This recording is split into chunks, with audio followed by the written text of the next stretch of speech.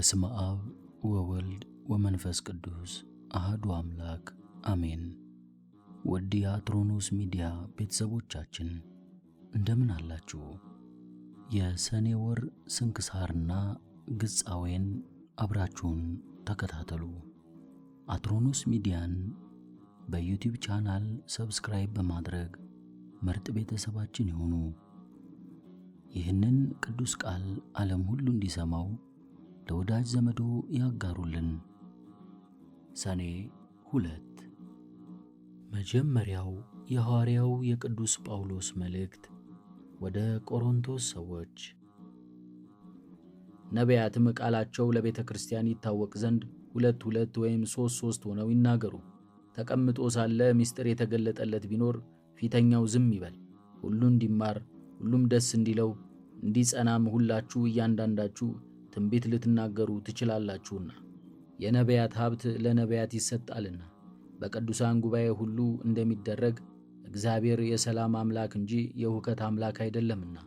ሴቶችም በቤተ ክርስቲያን ዝም ይበሉ፣ ሊታዘዙ እንጂ ሊናገሩ አልተፈቀደምና። ኦሪትም እንዲሁ ብሏልና። ለሴት በቤተ ክርስቲያን መናገር ክልክል ነው። ሊማሩ ከወደዱ ደግሞ በቤታቸው ባሎቻቸውን ይጠይቁ። የእግዚአብሔር ቃል ከእናንተ ብቻ ወጥቷልን? ወይስ የእግዚአብሔር ቃል ወደ እናንተ ብቻ ደርሷልን?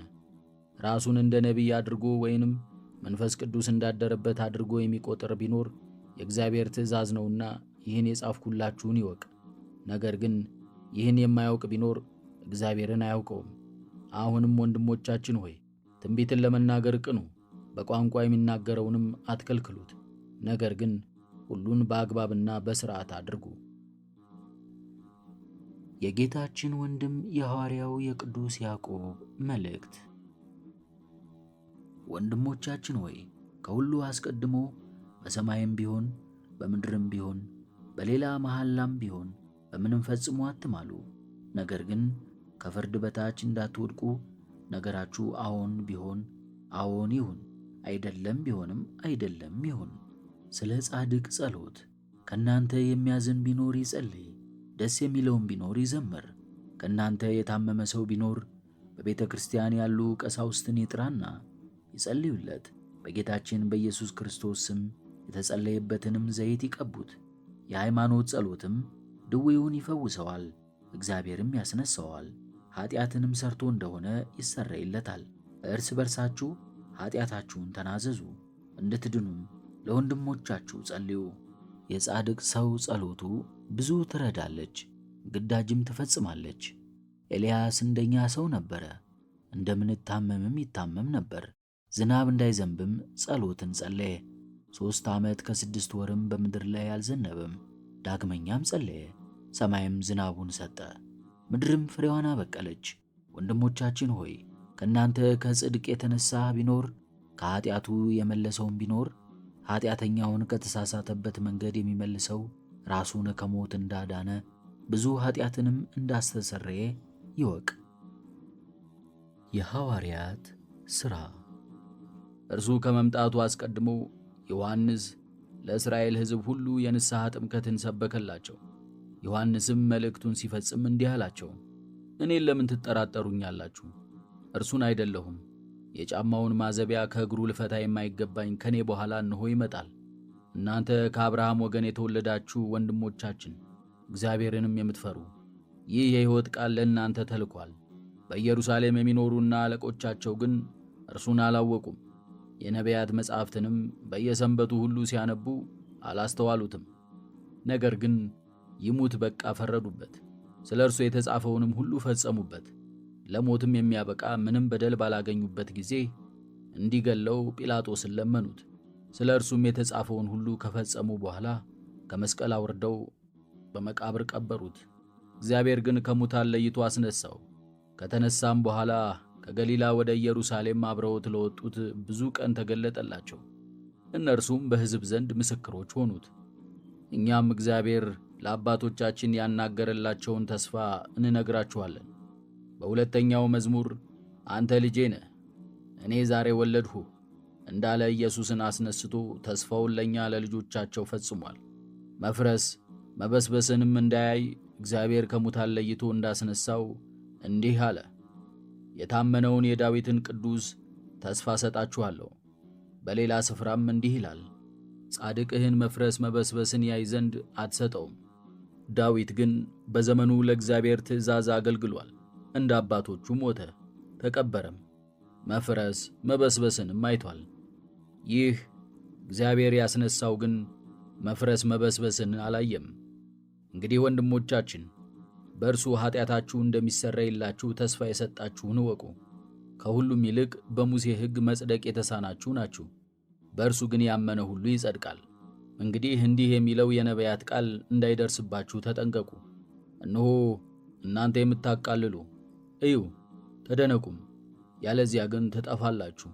ማንም ቢነግራችሁ የማታምኑትን ሥራ እኔ በዘመናችሁ እሠራለሁና። ከምኵራብም ከወጡ በኋላ ይህን ነገር በሁለተኛው ሰንበት እንዲነግሯቸው ማለዷቸው። ጉባኤውም በተፈታ ጊዜ ከአይሁድና ወደ ይሁዲነት ከተመለሱት ከደጋጉ ሰዎች ብዙዎች ጳውሎስንና በርናባስን ተከተሏቸው። እነርሱም በእግዚአብሔር ጸጋ ይድኑ ዘንድ እያስረዱ ነገሯቸው። የማቴዎስ ወንጌል። ከመጥምቁ ዮሐንስ ስለተላኩት መልእክተኞች። ጌታችን ኢየሱስም 12ቱን ደቀ መዛሙርቱን ማዘዙን ከፈጸመ በኋላ ሊሰብክና ሊያስተምር ወደ ከተሞቻቸው ሄደ። ዮሐንስም በእስር ቤት ሳለ ክርስቶስ ያደረገውን ሰምቶ ከደቀ መዛሙርቱ ሁለቱን ወደ እርሱ ልኮ የሚመጣው አንተ ነህ ወይስ ተስፋ የምናደርገው ሌላ አለ አለው። ጌታችን ኢየሱስም መልሶ እንዲህ አላቸው፣ ሄዳችሁ ያያችሁትንና የሰማችሁትን ለዮሐንስ ንገሩት።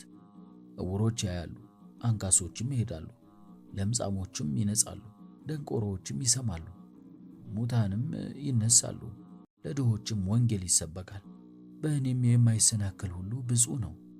ጌታችን ኢየሱስ መጥምቁ ዮሐንስን እንዳመሰገነው። እነዚያም ከሄዱ በኋላ ጌታችን ኢየሱስ ስለ ዮሐንስ ለሕዝቡ እንዲህ ይላቸው ጀመር። ምን ልታዩ ወደ ምድረ በዳ ወጥታችኋል? ከነፋስ የተነሳ የሚወዛወዘውን ሸምበቆ ነውን? ወይንስ ምን ልታዩ ወጥታችኋል? ቀጭን ልብስ የለበሰ ሰው ነውን? እነሆ ቀጭን ልብስ የሚለብሱስ በነገሥታት ቤቶች አሉ። ምን ልታዩ ወጥታችኋል? ነቢይ ነውን? አዎ እሱ ከነቢይ እጅግ ይበልጣል እላችኋለሁ። እነሆ እኔ በፊትህ መንገድህን የሚጠርግ መልእክተኛዬን በአንተ ፊት እልካለሁ ተብሎ ስለ እርሱ የተጻፈለት ይህ ነውና። እውነት እላችኋለሁ ሴቶች ከወለዷቸው ወገን ከመጥምቁ ዮሐንስ የሚበልጥ አልተነሳም። በመንግሥተ ሰማያት ግን የሚያንሰው ይበልጠዋል። ከመጥምቁ ከዮሐንስ ጀምሮ እስከ ዛሬ ድረስ መንግሥተ ሰማያት ትገፋለች፣ የተገፉትም ይናጠቋታል። ነቢያትም ሁሉ ኦሪትም እስከ ዮሐንስ ትንቢትን ተናግረዋልና። ልትቀበሉትስ ብትወዱ ይመጣ ዘንድ ያለው ኤልያስ ነውን? ጆሮ ያለው መስማትን ይስማ። ስንክሳር። መጥምቀ መለኮት ቅዱስ ዮሐንስ። አንድ አምላክ በሚሆን በአብ በወልድ በመንፈስ ቅዱስ ስም ሰኔ 2 በዚች ቀን የመጥምቁ የቅዱስ ዮሐንስ ሥጋ የቀናተኛው ኤልያስ ደቀ መዝሙር ከሆነው ከነቢዩ ኤልሳዕ ሥጋ ጋር በአንድነት ተገኘ። ከሃዲው ንጉሥ ኡልያኖስ የጥጦስ ልጅ አስባስያኖስ ካፈረሰው በኋላ በዘመኑ በኢየሩሳሌም የአይሁድ ምኵራባቸውን ሊሠራ በወደደ ጊዜ እርሱ በቅዱስ ወንጌል ደንጊያ በደንጊያ ላይ ተቀምጦ ሳይፈርስ በዚህ አይቀርም የተባለውን የእግዚአብሔርን ቃል ሊሽር ፈልጎ መሥራት በጀመረ ጊዜ 3 ጊዜ ፈረሰበት። አይሁድም እንዲህ አሉት፣ የደጋግ ክርስቲያኖች አጽሞቻቸው በዚህ ቦታ ስለሚኖር ከዚህ ካላወጣሃቸውና ካላቃጠልሃቸው በዚህ ቦታ ምኵራብ አይሠራም። በዚያንም ጊዜ የቅዱሳንን አጽሞቻቸውን አውጥተው በእሳት እንዲያቃጥሉ ታዘዘ። ባፈለሱም ጊዜ የመጥምቁ ቅዱስ ዮሐንስንና የነቢዩ ኤልሳዕን ሥጋቸውን አግኝተው በእሳት ሊያቃጥሉ ፈለጉ። ምዕመናንም መጥተው ለወታደሮች ብዙ ገንዘብ ሰጡ። ንጉሡም ሰምቶ እንዳያጠፋቸው በዚያች አገር እንዳያስቀሩ ከአማላቸው በኋላ የቅዱሳንን ሥጋ ወሰዱ። የኡልያኖስም ዜናው እንዲህ ሆነ። የጳጳሳት አለቆች ባስልዮስንና ጎርጎርዮስን ባሰራቸው ጊዜ እነርሱ በቅዱስ መርቆሬዎስ ስዕል ዘንድ እያለቀሱ ጸለዩ። የክብር ባለቤት የሆነ የጌታችንን የከበረ ስሙን ሰድቧልና። ያን ጊዜ እግዚአብሔር ቅዱስ መርቆሬዎስን በአካለ ነፍስ ላከው፣ ኡልያኖስንም በጦር ወጋው። ከደሙም ዘግኖ ኢየሱስ የሰጠኸኝን ነፍስ ተቀበል እያለ ወደ አየር ረጨ። ወዲያውንም በክፉ አሟሟት ሞተ። የከበሩ የዮሐንስንና የኤልሳዕን ሥጋ ግን እነዚያ ሰዎች በእስክንድርያ ከተማ ወደ ሊቀ ጳጳሳቱ አባ አትናቴዎስ አደረሱ። እርሱም በእርሳቸው ታላቅ ደስታ ደስ አለው። ቤተ ክርስቲያንም እስኪሠራላቸው ድረስ በእርሱ ዘንድ አኖራቸው። በአንዲት ዕለትም አባ አትናቴዎስ በአባቶቹ ቦታዎች ላይ ስለ ጸሐፊው ቴዎፍሎስም አብሮት ሳለ እግዚአብሔር መልካም ዘመን ቢሰጠኝ ሥጋቸውን በውስጣቸው አኖር ዘንድ ለቅዱሳን መጥምቁ ዮሐንስና ለነቢዩ ኤልሳዕ በስማቸው በዚህ ቦታ ቤተ ክርስቲያንን እሠራለሁ አለ። ቴዎፍሎስም ሰማው። አባ ቴዎፍሎስም በተሾመ ጊዜ አባ አትናቴዎስ የተናገረውን ያንን ቃል አስቦ ቤተ ክርስቲያን ሠራ። ከእርሱ ጋራም ብዙዎች ካህናትንና የክርስቲያን ወገኖችን ይዞ የቅዱሳን የመጥምቁ ዮሐንስንና የነቢዩ ኤልሳዕ ሥጋቸው ወዳለበት ቦታ ሄደ። በታላቅ ክብርም ተሸክመው አምጥተው ወደ ቤተ ክርስቲያን አስገቡ። ሥጋቸውንም ይዘው በሚጓዙበት ጊዜ በጎዳናቸው አቅራቢያ ቤት ካለበት ቦታ ደረሱ። በውስጡም በምጥ ተይዛ 4 ቀናት እየጮኸች ለሞት የተቃረበች ሴት ነበረች። እርሷም አረማዊት ነበረች። በቅዱሳንም ሥጋ ዘንድ ካህናቱ የሚያመሰግኑትን ሰምታ በቤቷ መስኮት ተመለከተች። ይህ ምንድነው ብላ ጠየቀች። የቅዱሳን የመጥምቁ ዮሐንስና የነቢዩ ኤልሳዕ ሥጋቸው ነው አሏት። እርሷም ከዚህ ሥቃይ ከዳንኩ ክርስቲያን እሆናለሁ አለች። ገና ቃሏ ካፏ ሳይፈጸም ያን ጊዜ መልካም ሕፃን ወለደች። ስሙንም ዮሐንስ ብላ ጠራችው። ከዚህም በኋላ ከቤተሰቦቿ ሁሉ ጋር የክርስትና ጥምቀትን ተጠመቀች። የቅዱሳንንም ሥጋቸውን በቤተ ክርስቲያን ውስጥ አኖሩት። ከእርሳቸውም ታላላቅ ድንቆችና ተአምራት ተገለጡ። በቅዳሴ ቤተ ክርስቲያኑም ጊዜ ከሊቀ ጳጳሳት አባ ቴዎፍሎስ ጋር ብዙዎች ሰዎች ቅዱሳን መጥምቁ ዮሐንስንና ነቢዩ ኤልሳዕን ሲዞሩ አዩአቸው። በቀድሞ መልካቸው ያውቋቸዋልና። የመጥምቁ ዮሐንስ መልክ ሁለመናው ፀጉር ሲሆን፣ ኤልሳዕም ቁመቱ ረዥም፣ ራሱ በራ ነበር። ከዚህም በኋላ ኤጲስቆጶሱ አባ መቃርስ በሰማዕትነት በሞተ ጊዜ ሥጋውን ከቅዱሳን ዮሐንስና ኤልሳዕ ሥጋ ጋር አደረጉ። ለእግዚአብሔርም ምስጋና ይሁን፣ እኛንም በጸሎታቸው ይማረን ለዘላለሙ አሜን።